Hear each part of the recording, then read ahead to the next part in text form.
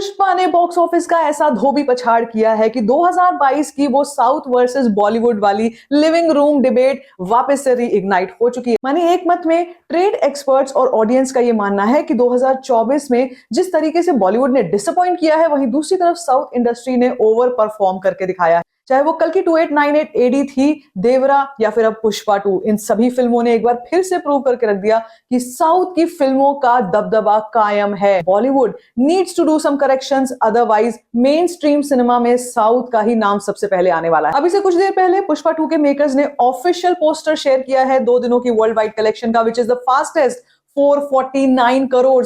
मतलब ले दे के तो बॉलीवुड ने बड़ी मुश्किल से 2023 में एक तमिल डायरेक्टर एटली को उठाकर हाई प्राइसेस पे हायर करके तो जवान बनाई थी, वो रिकॉर्ड्स बनाए थे। और कहां पुष्पा 2 ने, पुष्पा भाव ने आकर उन रिकॉर्ड्स को ऐसा धराशाही किया है कि अब लोगों का यही मानना रह गया है, यही सोचना रह गया कि बॉलीवुड के पास ले दे के कुछ थोड़ी बहुत फ्रेंचाइजीज ही बची हैं। सोच से भी परे वाले नंबर्स, 2 दिनों में 449 करोड़ कौन कमाता है।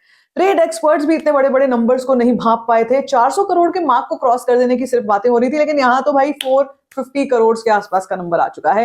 साथ ही साथ अगर आपको ये बता दूं कि आज तीसरे दिन पर किस तरीके का मेहम चल रहा है, तो बुक माई शो खोल के देख लो, आपको सब समझ में आ जाएगा। नंबर्स तो नंबर्स, बुक माई शो पर आंधी चल रही है। और नॉर्थ अमेरिका ओवरसीज मार्केट की बात कर ली जाए तो वहां पर हिंदी में सर्ज इन द डिमांड्स आ चुकी है। It is causing mayhem on the box office. दूसरी तरफ बॉलीवुड वाले इसी मीम के साथ जी रहे हैं कि हम करें तो करें क्या, आखिर अपने आप को वापस मेन स्ट्रीम सिनेमा कैसे बनाया जाए। तो टोटल 5 पॉइंट्स आपको केवल बताने वाली हूं, जिनको लेकर साउथ इंडस्ट्री ने एक तरीके से अपने सिद्धांत बना लिया और इसी के चलते आज 2024 में वापस 2022 वाली रियलिटी को करके दिखाया है। जो सारी चीजें आपको क्रिस्प 5 पॉइंट्स में बता देती हूँ। तो सवाल वही है कि आखिर क्या दिख रहा है ऑडियंस को इस साउथ की फिल्म में, नॉन एलीट क्लास की फिल्म में, जिसके पीछे लोग ऐसे दौड़ रहे हैं जैसे फ्री फंड में कुछ बट रहा हो। साउथ इंडस्ट्री वर्सेस बॉलीवुड में साउथ को यहां पे और बॉलीवुड को यहां पर लेकर के आती है कंटेंट। जी नहीं, वो तो सेकंड पॉइंट है। सबसे पहली चीज है intent, that intent of performing, that intent of representing our cinema on the global pedestal.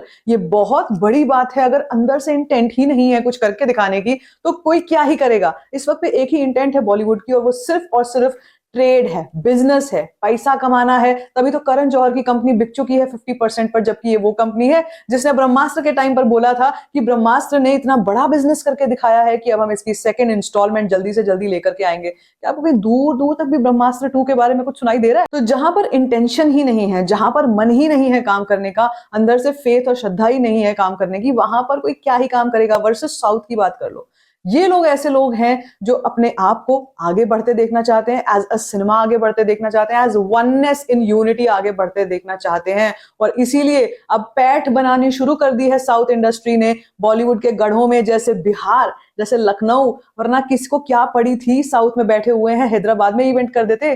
Patna जैसे शहर में आके इवेंट करना अपने आप में बहुत बड़ा रिस्क हो सकता था, लेकिन वो इंटेंट है ना खुद को रिप्रेजेंट करने की। इसीलिए ग्लोबल पेडेस्टल पर, इंडियन पेडेस्टल पर भी अपने आप को वननेस वाली फीलिंग के साथ दिखाने के लिए साउथ के मेकर्स ने अब इस स्ट्रैटेजी को उठाया है। गेम चेंजर के प्रमोशन के लिए रामचरण लखनऊ की ओर भागे, यहां पर पटना भागे कौन, अल्लू अर्जुन। और उनको देखकर ऐसी भीड़ वहां पर उमड़ी है जो किसी भी हिंदी मेन स्ट्रीम एक्टर को देखकर शायद नहीं होगी। इतने दावे के साथ कह सकती हूँ क्योंकि वहां की भीड़ को देखने के बाद बहुत बड़े बड़े न्यूज आर्टिकल्स निकल के आए थे। अल्लू अर्जुन को देखकर जिस तरीके का रिस्पॉन्स ऑडियंस दिखा रही थी, वो अनरियल था। उसको देखकर ही बॉलीवुड कांप गया था। उसके अंदर तक ये सवाल पैदा हो गए थे लोगों के कि क्या कर क्या रहे हो भैया ऐसा।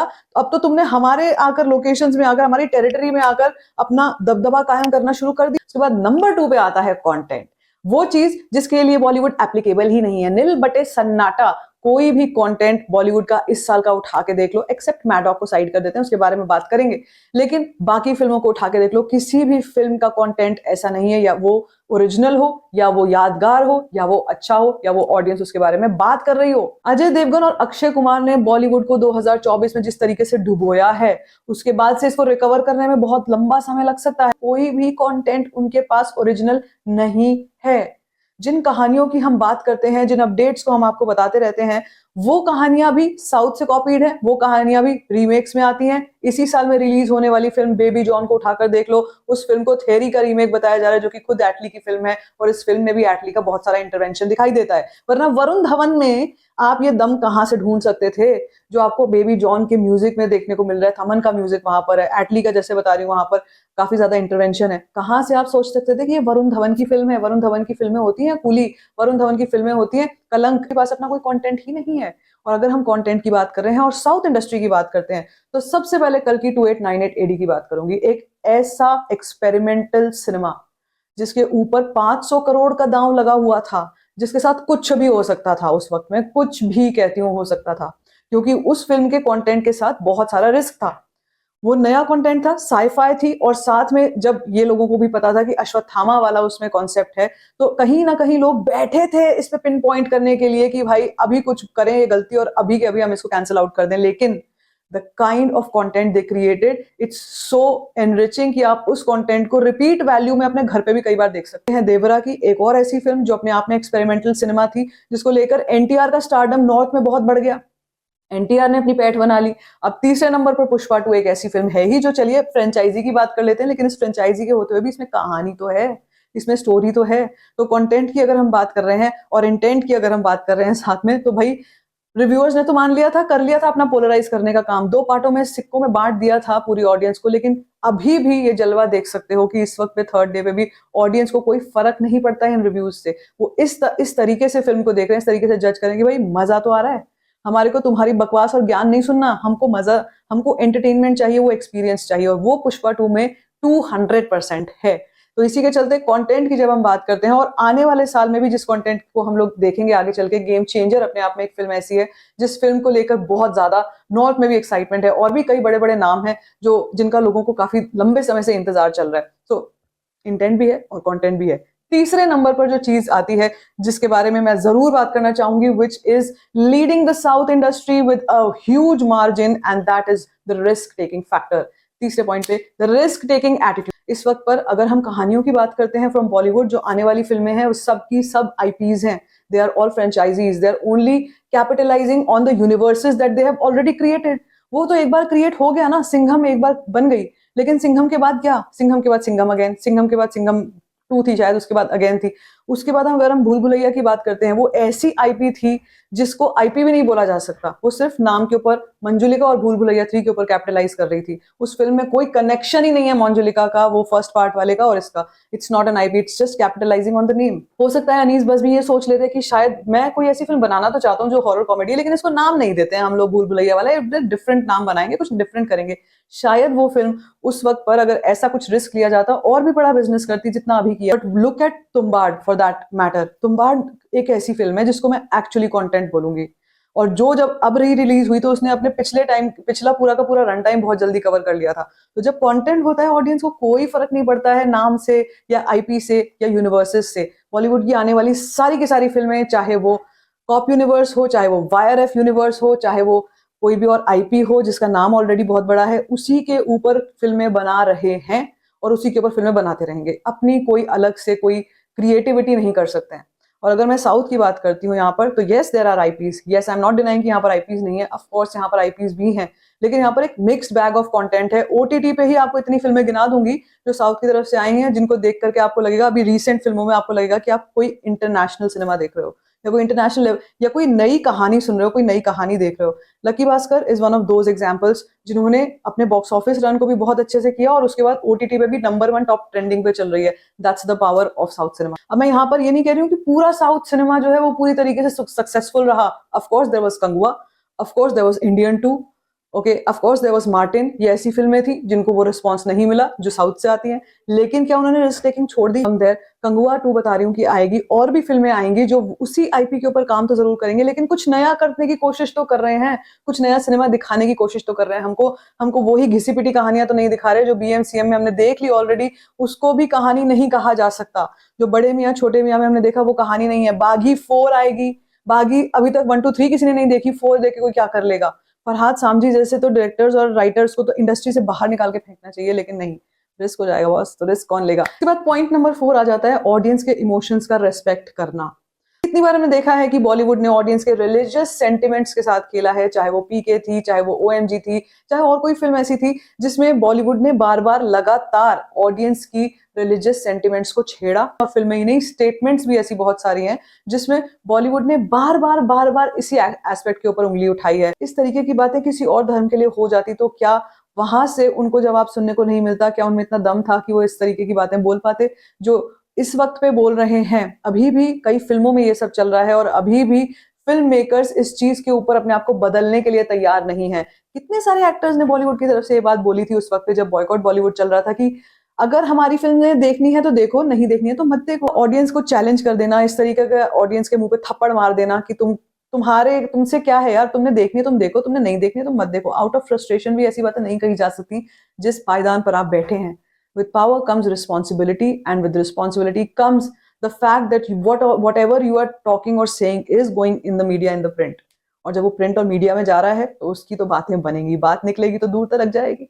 और यहाँ पर भी वही चीज हो रही है कि वो अपनी बातों को, अपने इमोशंस को, या अपने एक तरीके से रेबेलियन या वो जो भी एटीट्यूड उनका है उसको ऑडियंस के ऊपर एक तरीके से फेंक के मारते हैं। यहाँ पर जब हम साउथ फिल्म इंडस्ट्री की बात करते हैं, फिल्मों की तरफ छोड़ दो, पर्सनल लाइफ में भी आई have seen the traditional lifestyle that they live. चाहे वो रामचरण है, चाहे वो अल्लू अर्जुन है, चाहे वो और कोई प्रभास है, चाहे वो राजमौली है, या कोई भी साउथ के actor director, I have seen the kind of respect that they have shown to their religion, to what they believe in. उनका बिलीफ सिस्टम ही ऐसा है कि उनकी कहानियों में भी रिफ्लेक्ट होता है। और वो चीज देख करके कहा जा सकता है कि यस, साउथ फिल्म इंडस्ट्री इसीलिए अपने कल्चर और ट्रेडिशन को इतनी अच्छी तरीके से दिखा पाती है जितने अच्छे तरीके से होना चाहिए। अब आप इसी पर मैं आपको एक चीज अगर बताऊं कि अगर हम बात करते हैं कांतारा जैसी फिल्म की जिसमें अपने रिलीजन को ही नहीं, अपने ट्रेडिशन, अपने कल्चर को दिखाया था ऋषभ शेट्टी ने, उस फिल्म में ऐसा क्या था कि वो 15-20 करोड़ के बजट पे होते हुए वो 400 करोड़ कमा गई? क्या कोई पेड मीडिया था? क्या कोई कॉर्पोरेट बुकिंग थी? क्या कुछ ऐसा हुआ था जिसकी वजह से बहुत पैसा था उनके पास, बहाने के लिए अंधा पैसा था और उन्होंने सेल्फ बाइंग कर दी टिकट्स की? क्या ऐसा कुछ था? ऐसा कुछ भी नहीं था। उन्होंने सिर्फ सिंपल कहानी उठाई और उसको बना के आपको दिखा दिया। बॉलीवुड वाले धक्के खा रहे हैं, वो एक्टर्स धक्के खा रहे हैं, ऑडियंस की नजर में चढ़ नहीं पा रहे हैं जो अपनी रूट से जुड़े हुए नहीं है। क्यों बॉलीवुड को रामायण बनानी है? लेकिन फिर वही फैक्ट दिख जाता ना उनको भी कि जब साउथ के लोग बना सकते हैं, जब राजमौली एक ऐसी कहानी को उठा सकते हैं जो बाहुबली की कहानी है जिसमें महाभारत और रामायण के रेफरेंसेस हैं, तो हम क्यों नहीं रामायण बना सकते? तो उसका अंजाम फिर वही होगा जो आदि पुरुष का हुआ था। क्योंकि अगर उसको सही ढंग से नहीं बनाओगे तो फिर चाहे वीएफएक्स कैसा भी ले आओ, कोई फर्क नहीं पड़ता। पॉइंट नंबर 4 कहता है कि ऑडियंस के रिलीजियस सेंटिमेंट को हमेशा रिस्पेक्ट करो, तभी तुम्हारी फिल्मों को एक्सेप्टेंस मिलेगी, और दिल से रिस्पेक्ट करो। उसके बाद पॉइंट नंबर 5 है सबसे सिंपल, सबसे आसान और सबसे बढ़िया, and that is entertainment. If your films do not have entertainment then I am sorry, कुछ भी कर लो, फिल्म नहीं चलेगी। अब यहाँ पे मैं आपको एक और फिल्म का एग्जांपल देती हूँ, which is Sandeep Reddy Vanga's film Animal, जो लास्ट ईयर आई थी, जिसने बहुत सारा क्रिटिसिज्म झेला और जिसमें वो रणबीर कपूर थे जो बिग बीफ गाय हैं। लेकिन इस सब के बावजूद संदीप रेड्डी वांगा ने जो रिप्रेजेंटेशन ऑफ रणबीर कपूर किया, वो मेरे ख्याल से वो उस रोल में अगर वो रणबीर सिंह को उठा के डाल देते उनसे भी वो काम निकलवा लेते, अगर वो इस रोल में उठा के वरुण धवन को डाल देते उनसे भी वो काम निकलवा लेते, क्योंकि it's Sandeep Reddy Vanga trademark entertainment. Simple. Karan Johar की फिल्में एक समय पे एंटरटेनमेंट देती थी, अब तो कुछ भी नहीं है। रॉकी और रानी की प्रेम कहानी जैसा अजीब सा टाइटल होने वाली फिल्में का रिपीट, इन फिल्मों का कोई रिपीट वैल्यू ही नहीं है, आप इनको देख ही नहीं सकते हो। एक ये है, और दूसरी चीज ये है कि यहाँ पर अभी भी एंटरटेनमेंट को एक तरीके से काफी डाउन मार्केट करके देखा जाता है। अब पुष्पा 2 का एग्जांपल बहुत बड़ा है यहाँ पे। एंटरटेनमेंट फैक्टर कितना है उस फिल्म में? एक सीन ऐसा नहीं है जो आपको बोर कर सकता है, लेकिन उस चीज को डाउन मार्केट, मतलब रिव्यूज में ये लोग बोल रहे हैं अगर मैं अनपढ़ गंवार होता तो मुझे ये सब अच्छा लगता। इसका मतलब मासेस को अनपढ़ गंवार बोला जा रहा है, इसका मतलब ऑडियंस को अनपढ़ गंवार बोला जा रहा है। जो ऑडियंस उस फिल्म को देखने जा रही है, 1-1 लाख टिकट्स 1-1 घंटे में जो बिक रही है, वो अनपढ़ गंवार लोग हैं। हम अनपढ़ गंवार है भाई, ये पढ़े लिखे हैं, इनको नहीं समझ में आता है। And I don't have a problem with that, but the problem is कि आप ऑडियंस को गाली क्यों दे रहे हो? Entertainment is something that is lacking in Bollywood. तो बिल्कुल भी एंटरटेनमेंट फैक्टर है ही नहीं, वो मार धाड़ एक्शन को एंटरटेनमेंट समझ रहे हैं, लेकिन सबसे बड़ा एंटरटेनमेंट है कहानियां। उसका एक और एग्जांपल बताती हूँ, तमिल फिल्म जो रिलीज हुई है, कार्थी की फिल्म एंड अरविंद स्वामी की फिल्म, उसका प्रोनाउंसिएशन बड़ा टेक्निकल है, अगर मैं उसको बोलूंगी गलत हो जाएगा, लेकिन आप समझ गए, मैं पोस्टर लगा दूंगी। वो फिल्म है entertainment, and that film is a film that has zero मारधाड़, that has zero songs. Songs तो हैं लेकिन बिल्कुल कोई मारधाड़ नहीं, कुछ भी नहीं, बहुत बहुत सिंपल कहानी है, कुछ भी नहीं है, एक रात की कहानी बस। ये होता है एंटरटेनमेंट। और इसीलिए साउथ इंडस्ट्री बॉलीवुड से कई हजार कदम आगे है। और यही चेंजेस अगर बॉलीवुड नहीं लेकर के आता है तो भाई सॉरी, नमस्ते है हमारी, तो फिर से यही डिस्कशंस उठेंगे और अभी साउथ वर्सेस बॉलीवुड में और ज्यादा आग भड़केगी, क्योंकि बहुत सारी 2025 में ऐसी फिल्में आ रही हैं जिन पर सवालिया निशान खड़ा हुआ है, because they are just IPs. तो आपको क्या लगता है कि इस वक्त पर बॉलीवुड अभी भी अपनी वही गलतियों को वापस कर रहा है, फिर से कर रहा है, या कुछ चेंजेस ला सकते हैं आने वाले समय में? What do you have to say regarding this? और पुष्पा 2 की कलेक्शंस पे आपका क्या कहना है? Let me know in the comment section. बाकी like this video, give it a thumbs up, don't forget to share it and don't forget to subscribe to my channel, which is called Story find.